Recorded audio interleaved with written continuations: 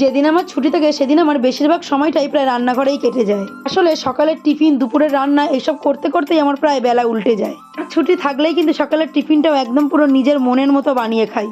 দিন দিন যেন খাবারের প্রতি লোভটা বেড়েই চলেছে। যেগুলো স্বাস্থ্যের পক্ষে একদমই ভালো না সেগুলোই খেতে বড্ড বেশি ভালো লাগে। দুদিন একটু হালকা পাতলা খেলে তৃতীয় দিন মনে হয় যে একটু ভালোই খাই। কেউ একজন আমাকে বেশ অনেকদিন আগে বলেছিল যে যে খাবারের প্রতি লোভ সম্বরণ করতে পেরেছে সে জীবনে সবকিছু করতে পারে। সত্যি বলতে আমার খাবারের প্রতি লোভ রয়েছে, তাই আমি কিন্তু ওইসব করতেও চাই না। আর আমার একটা মাত্র জীবন, যা খেতে ইচ্ছা করে খেয়ে নিই। আর এইসব খাওয়ার চক্করে দিন দিন আমি মোটা হয়েই চলেছি। আমি মোটা হওয়ার দুগরাও গাই, এদিকে আমি আবার ভাজাভুজি খেয়েই যাই। আসলে শরীরে লজ্জা না থাকলে যা হয় আর কি। আর এদিকে কিন্তু আমি দুপুরের রান্নাটা বসিয়ে দিয়েছিলাম, সমস্ত কিছু কাটাকুটি বাটাবুটি রেডি করে।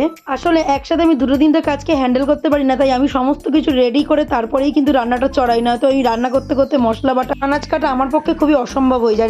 এদিকে কিন্তু আমি রান্নাটা বসিয়ে দিয়েছি, দিয়ে তাই ভাবলাম মা এনেছে ন্যাশপাতি বেশ অনেকদিন পরে, তো আমি এই ন্যাশপাতি একটু খাই। আসলে ন্যাশপাতি খেতে আমার দারুণ লাগে। আর মা না ন্যাশপাতি খুব একটা এনে দিতে চায় না, বলে খাবি যখন ভালো ফল খা।